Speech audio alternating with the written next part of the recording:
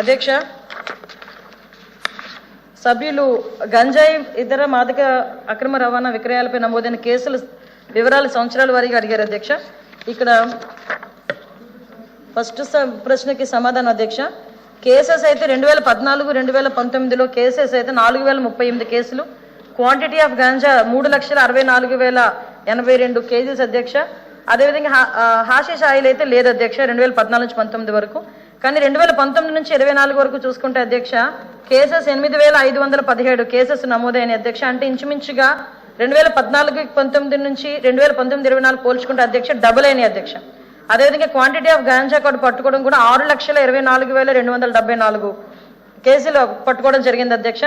ఇప్పుడు కొంచెం ట్రెండ్ మారి అప్పుడంతా ఓన్లీ గాంజాయి వాడేవారు. ఆ గాంజాయి నుంచి వచ్చే హాషిష్ ఆయిల్ అని చెప్పి ఆయిల్ను కూడా ఇంచుమించుగా 301 కేజీ ఆయిల్ను కూడా పట్టుకోవడం జరిగింది అధ్యక్ష. అదేవిధంగా అధ్యక్ష డ్రగ్స్కి సంబంధించి 2014-19లో 108 కేసులు నమోదు చేయడం జరిగింది. 2019-24లో విపరీతంగా డ్రగ్స్ ఉన్నా కూడా కేసులు అయితే నమోదు కాలేదు అధ్యక్ష. అది ఎందుకు అన్నది పోలీస్ డిపార్ట్మెంట్ వాళ్ళ దగ్గర కూడా తర్వాత వివరణ తీసుకోవాలి అధ్యక్ష నేను.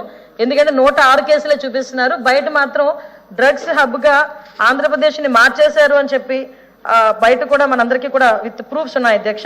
అదేవిధంగా అధ్యక్ష పర్సన్స్ ఇన్వాల్వ్డ్ అంటే ఇంతమందిని అరెస్ట్ చేశారన్న విషయంలో అయితే 2014-19లో అయితే అరెస్టెడ్ 12,696 మంది అరెస్ట్ అయ్యారు.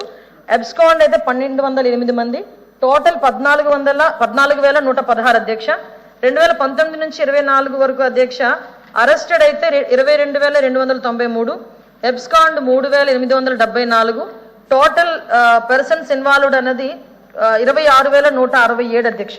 అదేవిధంగా అధ్యక్ష వీటికి సంబంధించి చర్యలను కూడా ఈరోజు గవర్నమెంట్ తరఫున నార్కోటిక్ టాస్క్ ఫోర్స్ ఏర్పాటు చేయడం కానీ అదేవిధంగా వాళ్ళకి ఆల్టర్నేటివ్ క్రాప్ ఇవ్వటం కానీ scientific investigations and financial investigations ద్వారా ఎక్కడైతే వీళ్ళందరూ కూడా అంటే ఒక చైన్ సిస్టమ్ ఉంటుంది అధ్యక్ష గాంజాలోని.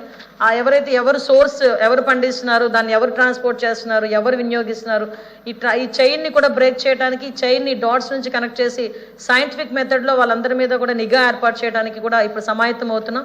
ఈ నార్కోటిక్ టాస్క్ ఫోర్స్ కూడా ఇమీడియట్గా ఏర్పాటు చేసుకోవడానికి ఒక సబ్ కమిటీని కూడా మన క్యాబినెట్లో పెట్టుకోవడం. అదే సబ్ కమిటీ మొన్న రీసెంట్గా కూర్చొని ఒక నార్కోటిక్ టాస్క్ ఫోర్స్తో పాటు ఒక టోల్ ఫ్రీ నెంబర్ కూడా ప్రతి ఒక్కరికి ఇవ్వడానికి సిద్ధపడ్డాం.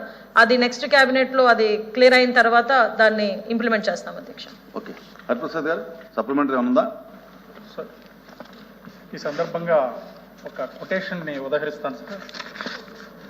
To ruin a country or race there is no need for war or weapons, just habituate them to drugs. ఒక జాతిని కానీ ఒక దేశాన్ని కానీ నాశనం చేయాలంటే యుద్ధాలు ఆయుధాలు అవసరం లేదు అధ్యక్ష. వారికి మత్తు పదార్థాలు అలవాటు చేస్తే చాలు ఆ జాతి నాశనం అయిపోతుంది అనేది ఇది ఒక యుద్ధ తంత్రం సార్. అటువంటి డ్రగ్స్ మన ఆంధ్రప్రదేశ్లో విచ్చలవిడిగా అందుబాటులోకి వచ్చేసినవి అధ్యక్ష. కేంద్ర ప్రభుత్వం ఆధ్వర్యంలోని సామాజిక న్యాయ సాధికారిత మంత్రిత్వ శాఖ 21-22 సంవత్సరాలకు సంబంధించి అందజేసిన వివరాల ప్రకారం మన రాష్ట్రంలో 20.19 లక్షల మంది డ్రగ్స్కి అలవాటు పడిపోయారు అధ్యక్ష. ఇందులో 15.7% పిల్లలు ఉన్నారు అధ్యక్ష. పరిస్థితి ఎంత అలార్మింగ్ ఉందో ఒకసారి ఆలోచించమని సభ మీ ద్వారా ఈ సభకు తెలియజేస్తున్నారు అధ్యక్ష. డ్రగ్స్లో చాలా సులభంగా దొరికేది గంజాయి అధ్యక్ష.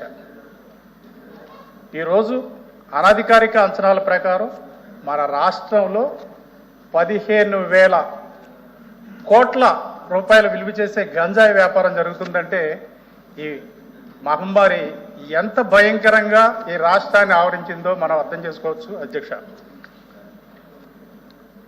రాజహంస, కళాపత్రి, శీలావతి ఈ వినటానికి ఈ పేర్లు చాలా వినసొంపుగా ఉన్నాయి అధ్యక్ష. ఇవన్నీ మన రాష్ట్రంలో దొరికే గంజాయి పేర్లు అధ్యక్ష. ద బెస్ట్ క్వాలిటీ హిమాచల్ ప్రదేశ్లో దొరుకుద్ది అనేది ఒక అంచనా అధ్యక్ష. అంతకు మించి బెస్ట్ క్వాలిటీ మన ఆంధ్రప్రదేశ్లో ప్రొడ్యూస్ అవటం వల్ల ఈ రాష్ట్రం గంజాయికి కేంద్రంగా మారిపోయింది అధ్యక్ష. పోలీసులు రైడ్స్ చేస్తున్నారు, నిందితులను పట్టుకుంటున్నారు, కానీ ఇందులో కింగ్ పిన్స్ ఎవరో బయటికి రావట్లేదు అధ్యక్ష.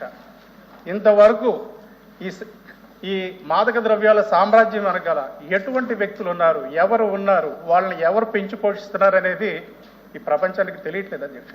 ముఖ్యంగా ఈ విషయాల మీద ప్రభుత్వం దృష్టి సారించాలని, ఈ కింగ్ పిన్స్ పట్టుకోవాలని, అదేవిధంగా డీ అడిక్షన్ కేంద్రాలు మన రాష్ట్రంలో ఈ మత్తు పదార్థాలకు అలవాటమైన వారిని ఆ మహమ్మారి నుంచి దూరం చేయడానికి డీ అడిక్షన్ సెంటర్లు కూడా పెట్టాలని మీ ద్వారా ఈ ప్రభుత్వానికి విజ్ఞప్తి చేస్తున్నారు అనురాధ్ గారు.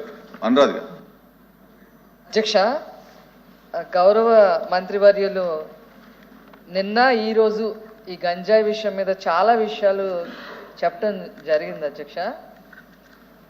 గంజాయి తాగిన తర్వాత వాళ్ళు తీసుకున్న తర్వాత వాళ్ళని పట్టుకొని వాళ్ళని మేము జైల్లో వేసాము, పోలీస్ స్టేషన్లో పెట్టాము, దీని మీద సమీక్ష చేస్తున్నామని చెప్తున్నారు అధ్యక్ష.